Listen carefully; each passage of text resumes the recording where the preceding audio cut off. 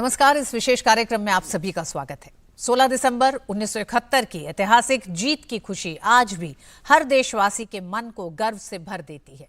इस दिन को भारत विजय दिवस के रूप में मनाता है। इसी दिन भारत ने पाकिस्तान के दांत खट्टे किए थे। 16 दिसंबर का दिन सैनिकों के शौर्य को सलाम करने का दिन है। इस मौके पर आज प्रधानमंत्री नरेंद्र मोदी ने राष्ट्रीय युद्ध स्मारक पर स्वर्णिम विजय मशालों के स्वागत समारोह में भाग लिया। पिछले साल प्रधानमंत्री द्वारा प्रज्वलित इन 4 मशालों को देश भर में सियाचिन से कन्याकुमारी, अंडमान निकोबार से लोंगेवाला, रणकच्छ और अगरतला तक घुमाया गया था। आइए एक बार फिर 1971 के युद्ध की वीर गाथा को युद्ध में शामिल जाबाज की जुबानी आपके सामने लाते हैं। हमारे साथ जुड़ रहे हैं एयर मार्शल हरीश मसंत रिटायर्ड, जो 1971 के युद्ध में फ्लाइंग ऑफिसर थे। आप वीर चक्र से सम्मानित भी हैं। सर, आपको बहुत बहुत स्वागत है हमारे इस खास कार्यक्रम में। और हमारे साथ जुड़ रहे हैं lieutenant general Sanjay Kulkarni retired, farmer director general infantry. Kulkarni साहब, आपका भी बहुत बहुत स्वागत है और आज के दिवस की आप दोनों को ही बहुत शुभकामनाएं। जय हिंद।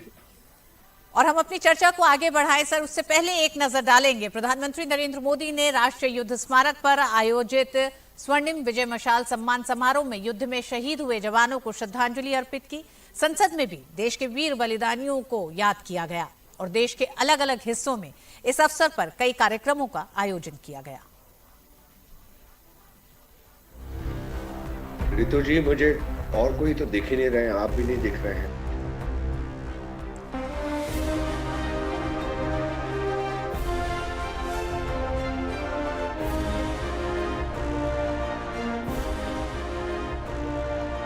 ये श्रद्धांजलि है वीर शहीदों को, उनके अदम्य साहस, वीरता और बलिदान को जो उन्होंने 1971 के युद्ध के दौरान दिखाई थी। वो युद्ध जो भारत के सैन्य इतिहास का स्वर्णिम अध्याय है। वो युद्ध जिसकी जीत का जश्न मनाने के लिए हम हर साल 16 दिसंबर को मनाते हैं विजय दिवस। प्रधानमंत्री नरेंद्र मोदी ने राष्ट्रीय युद्ध स्मारक पर आयोजित स्वर्णिम विजय मशाल श्रद्धांजलि और स्वागत समारोह में हिस्सा लिया। उन्होंने स्वर्णिम विजय मशाल के सम्मान समारोह में पहुंचकर युद्ध में शहीद हुए जवानों को श्रद्धांजलि अर्पित की।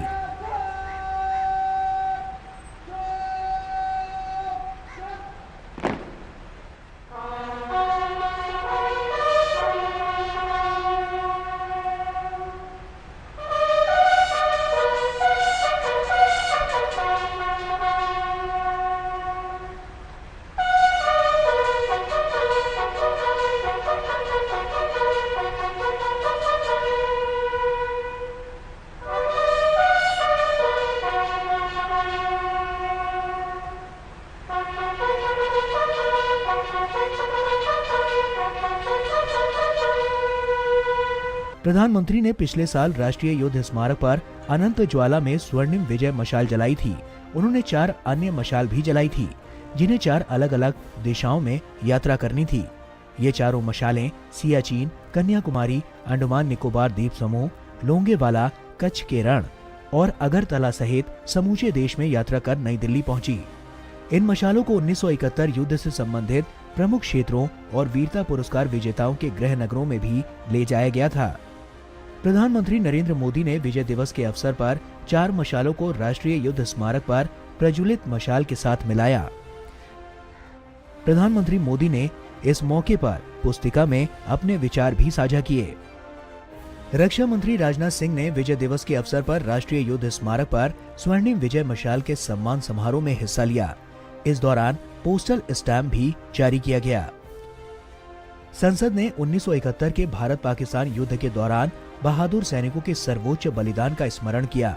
राज्यसभा में सभापति एम वेंकैया नायडू तो लोकसभा में अध्यक्ष ओम बिरला ने सशस्त्र बलों के बलिदानों को याद किया। On the 16th of December 1971, our valiant and fearless soldiers emerged triumphant against Pakistan, which led to the formation of Bangladesh as a new nation. We are having a very friendly relation with Bangladesh, and we ardently desire to further strengthen the existing good neighborly relations between the two countries. The display of dauntless courage and guarantee by our armed forces is still remembered with pride and zeal across the country, which continues to inspire the people of our nation. आज हमारा राष्ट्र स्वर्णिम विजय पर्व मना रहा है। इस महत्वपूर्ण अवसर पर हम बांग्लादेशी स्वतंत्रता सेनानियों के साथ साथ भारतीय सेना, नौसेना, वायुसेना और सीमा सुरक्षा बल के वीर सैनिकों द्वारा प्रदर्शित अद्भुत साहस और दृढ़ता को याद कर रहे हैं। उनकी असाधारण वीरता और बलिदान की गाथा आने वाली पीढ़ियों के लिए सदैव प्रेरणा स्रोत रहेगी। गृह मंत्री अमित शाह ने विजय दिवस के अवसर पर लोगों को शुभकामनाएं दी। ट्वीट में गृह मंत्री ने कहा कि भारतीय सैनिकों के अद्भुत साहस व पराक्रम के प्रतीक विजय दिवस की स्वर्ण जयंती पर वीर सैनिकों को नमन करता हूं। 1971 में आज ही के दिन भारतीय सेना ने दुश्मनों पर विजय कर मानवीय मूल्यों के संरक्षण की परंपरा के इतिहास में एक स्वर्णिम अध्याय जोड़ा था। सभी को विजय दिवस की शुभकामनाएं। उत्तराखंड के मुख्यमंत्री पुष्कर सिंह धामी ने विजय दिवस के अवसर पर गांधी पार्क में शहीद जवानों को श्रद्धांजलि दी। उन्होंने कहा कि राज्य से 1734 वीरों की शहादत हुई है। हम उनके घरों की मिट्टी सैन्य धाम में लाएं और उसकी पूजा करें। सरकार शहीदों के लिए भव्य सैन्य धाम का निर्माण कर रही है। भारत की पाकिस्तान पर जीत के उपलक्ष्य में विजय दिवस स्वर्ण जयंती समारोह चेन्नई में भी मना। मुंबई में शहीद स्मारक पर अपने प्राणों की आहुति देने वाले सशस्त्र बलों के वीरों को श्रद्धांजलि दी गई। 1971 में भारत पाकिस्तान के बीच युद्ध में एक नए देश बांग्लादेश का उदय हुआ। इस दौरान भारत ने सिर्फ पूर्वी पाकिस्तान को पाकिस्तान के जुल्म से आजाद ही नहीं कराया, बल्कि दुनिया से अपने फैसलों की धाक भी मनवाई। Bureau report, DD news. की अगर कोई एक तस्वीर हर भारतीय को याद है तो वो तस्वीर है पाकिस्तान के जनरल ए खान नियाजी भारतीय जनरल जगजीत सिंह अरोड़ा के सामने सरेंडर पेपर पर साइन कर रहे हैं। पाकिस्तान के 93,000 सशस्त्र सैनिकों के आत्मसमर्पण की वो जो तस्वीर है वो आज भी भारतीयों में साहस और एक नई ऊर्जा भर देती है। एयर मार्शल हरीश मसन साहब हमारे साथ जुड़े हुए हैं। मसन साहब, किस तरह से अगर 1971 के युद्ध को आज आप याद करते हैं तो वो कौन सी तस्वीरें हैं, वो कौन से मुख्य पड़ाव हैं जो याद आते हैं? क्योंकि एक बार फिर हम चाहेंगे कि जहां हम आज के दिन को विजय दिवस, शौर्य दिवस के रूप में मनाते हैं, लेकिन याद करने की जरूरत है कि वो संघर्ष भी कैसा रहा। धन्यवाद रितु जी। मैं आपको देख तो नहीं सक रहा हूं, पर आपकी आवाज आ गई और आपका प्रश्न आ गया। मुझे बहुत गर्व है कि 4 साल की सर्विस में, जब मैं सिर्फ 24 साल का था उस टाइम, और इस युद्ध में मुझे भाग लेने का मौका मिला और कुछ योगदान करने का मौका मिला। सबसे पहले मैं ये आपको बताऊंगा कि ये युद्ध किसी एक आदमी ने नहीं जीता, किसी एक सेना ने नहीं जीता, सबने मिलजुल के करा था। और उसमें मुझे जो मौका मिला, अवसर मिला, उसका मुझे बहुत गर्व है। और सबसे अच्छी बात यह है कि इसके जो भी पड़ाव थे, तीनों पड़ाव, युद्ध के पहले हम लोग फाइटर रिकॉनेसेंस करते थे ईस्ट पाकिस्तान में। मैं दर्शकों को बता दूं कि मैं एक हंटर स्क्वाड्रन में 37 स्क्वाड्रन थी जो हासीमारा में थी, नॉर्थ बंगाल में, वहां पर तैनात था उस टाइम। और वहां से हमने करीब अक्टूबर से ये फोटो रिकॉनेसेंस अंदर जाके फोटो लेना शुरू कर दिया था। इसके करीब मैंने 8 और 9 मिशन मेरे सीओ साहब जो विंग कमांडर सुप्री कॉल थे और बाद में 93 में वो चीफ भी बने, उनके साथ करे। और उसके बाद 3 तारीख शाम से जैसे युद्ध शुरू हुआ, हम लोग सुप्री कॉल और मैं और 2 और 4 तारीख के सबसे पहले मिशन में थे, 501 में, मुझे अभी भी याद है। और उस मिशन में तकदीर के मार्ग के साथ मुझे एक पाकिस्तानी सेवक को गिराने का मौका मिला ढाका के ऊपर, सुबह करीब 7:05 इंडियन स्टैंडर्ड टाइम पे। और हमारा लक्ष्य ये था उस टाइम कि एयर सुप्रीमेसी बिल्कुल जल्दी से जल्दी हम लोग हासिल कर लें क्योंकि एयर सुप्रीमेसी जैसे आप जानते हैं उसके बिना ना तो थल सेना आगे बढ़ सकती है क्योंकि दुश्मन के जहाज उनको तंग करते हैं, और ना तो नौसेना कर सकती है और ना तो वायुसेना अपना पूरा योगदान दे सकती है, क्योंकि उनका आधा एफर्ट जो भी है वो दुश्मन की वायुसेना को न्यूट्रलाइज करने में जाता है। तो इसमें मैंने एक शिविर गिरा के योगदान करा उस दिन जी। और 5 तारीख की शाम से गुवाहाटी में जो MiG-21 थे उन्होंने ढाका के जो रनवे थे वहां पर जो सेबर स्क्वाड्रन थी 14 स्क्वाड्रन पाकिस्तान की जी। उनके रनवे को बॉम्ब करके उनको ठप कर दिया था। बल्कि 6 रात को 7 सुबह को अगर मैं आपको बताऊं, जो मैंने एक पाकिस्तानी एयर कमांडर की किताब से पढ़ा, वहां पर एक जो स्क्वाड्रन दिलावर हुसैन थे उनकी आंखों में आंसू आ गए जब बॉम्बिंग हुई 6 रात को सुबह कि ये रनवे जब उन्होंने देखा कि बिल्कुल नष्ट हो गया है और उसको रिपेयर नहीं कर सकते वो लोग, कि ये ईस्ट पाकिस्तान का अंत है, ये उन्होंने बोला। तो ये योगदान जो एयरफोर्स ने करा 2 दिन में करीब 48 घंटे में पूरी कमांड ऑफ द एयर ले ली, मतलब हवा में कोई खतरा नहीं था। वो इस पूरे कैंपेन की बुनियाद थी। उसी पे थल सेना भी आगे बढ़ी, नौसेना ने अपना बे ऑफ बंगाल में जो ब्लॉकेट का काम करा, और वायुसेना ने भी पूरे कैंपेन में करीब 2000 फाइटर मिशन करे थे। उसमें से 1350 मिशन, मतलब 68% एफर्ट जो था वो थल सेना को मदद करने के लिए पूरा। तो इतना एफर्ट उसी के कारण पॉसिबल हुआ। मसन साहब, ये युद्ध इतिहास में जरूर दर्ज हो गया है। 50 साल होने जा रहे हैं, स्वर्णिम विजय दिवस के रूप में भारत मना रहा है, लेकिन जिन शब्दों में जिस ऊर्जा और जिस उत्साह के साथ आप आज भी उस पस मंजर को, यानी कि उस तस्वीर को लोगों के सामने रख रहे हैं, वो इतनी ताजा लगती है। हम आपसे इस पे और भी बात करेंगे, लेकिन वक्त एक छोटे से ब्रेक का। कुलकर्णी साहब भी हमारे साथ जुड़े हुए, एक छोटे से ब्रेक से हम वापस लौटते हैं।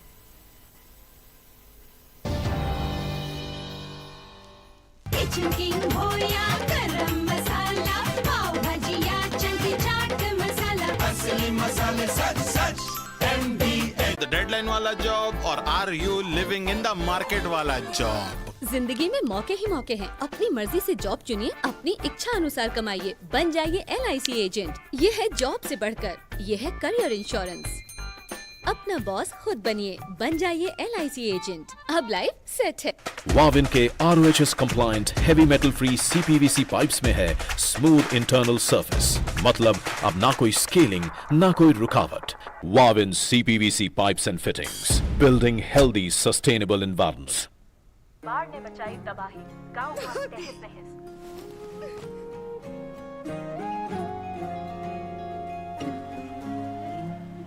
पहल करो, शुरुआत करो, जब करो तो पक्की बात करो। जब पैर तले से दिन गुजरे, सर के ऊपर से रात चले, तामीर करे नगरी नगरी, जब कारीगर का हाथ चले। वंडर सीमेंट, जब दिल में हो जज्बात तभी होती है एक परफेक्ट शुरुआत। Payment fail? लेकिन पैसे तो कट गए, गई मेरी मेहनत की कमाई। हो जाएगी भरपाई, चिंता मत कर मेरे भाई। अगर डिजिटल ट्रांजैक्शन फेल हो जाए और अकाउंट से पैसे कट जाएं, तो बैंक समय से पैसे लौटा देगा, वरना कॉम्पनसेशन का है प्रावधान। नहीं तो RBI के ओम्बुड्समैन को शिकायत करें आप। योर बिल, मेरी फीस। RBI कहता है जानकार बनिए, सतर्क रहिए।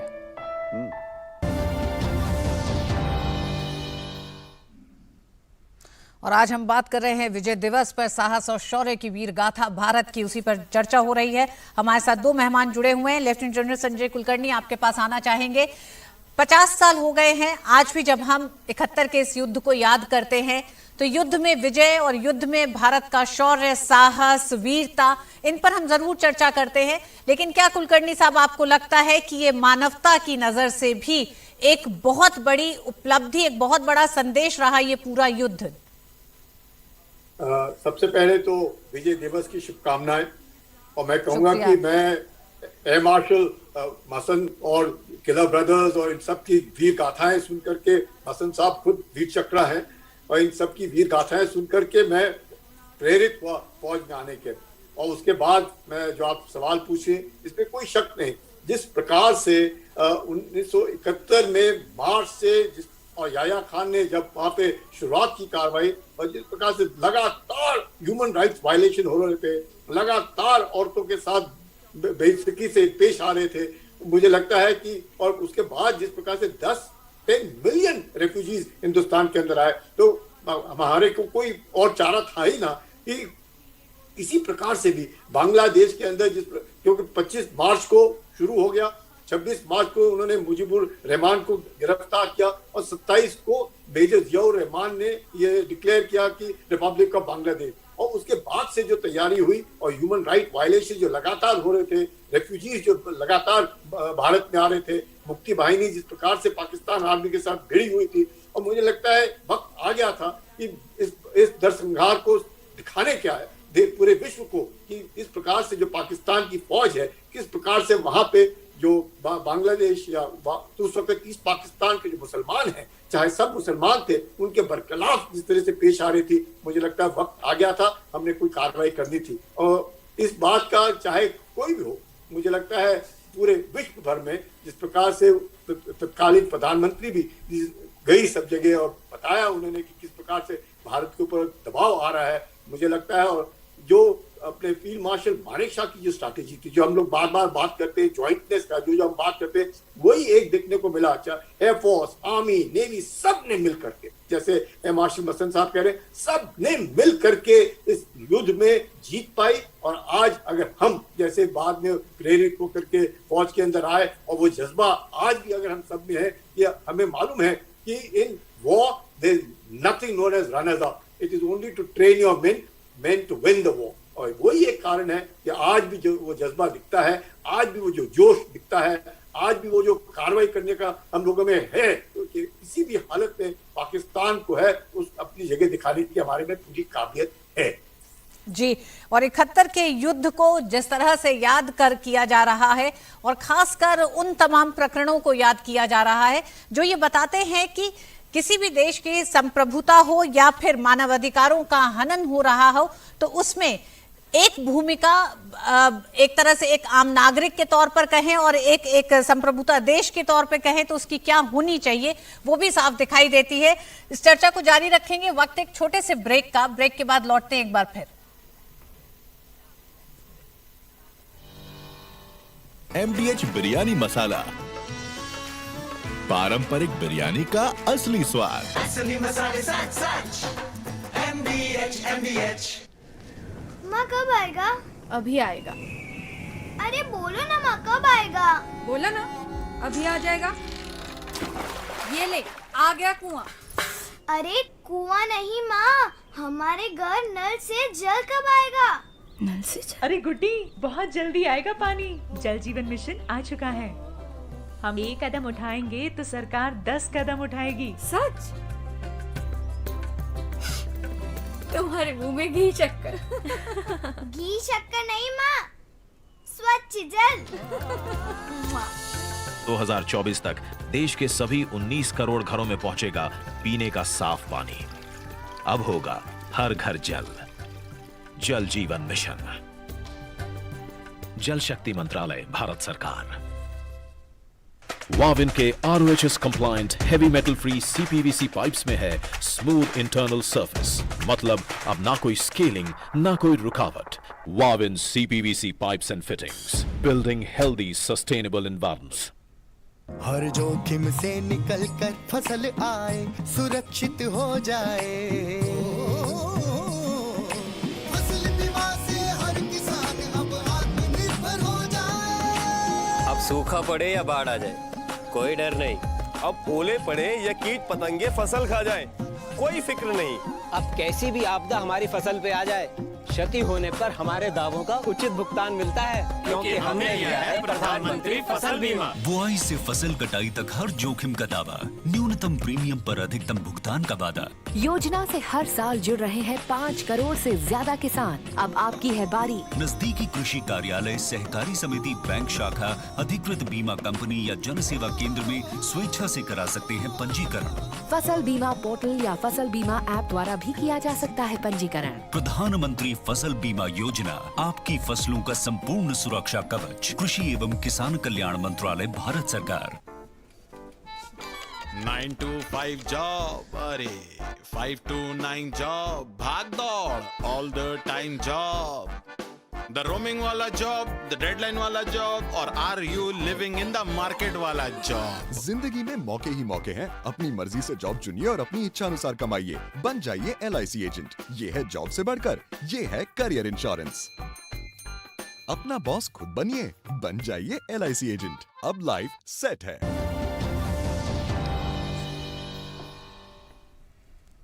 मार्शल मसंद साहब, हमारे पास समय बहुत कम है, तो सिर्फ 10 सेकंड में हम चाहेंगे कि आज जिस तरह से देश भर में तमाम कार्यक्रम किए गए हैं, आपका संदेश।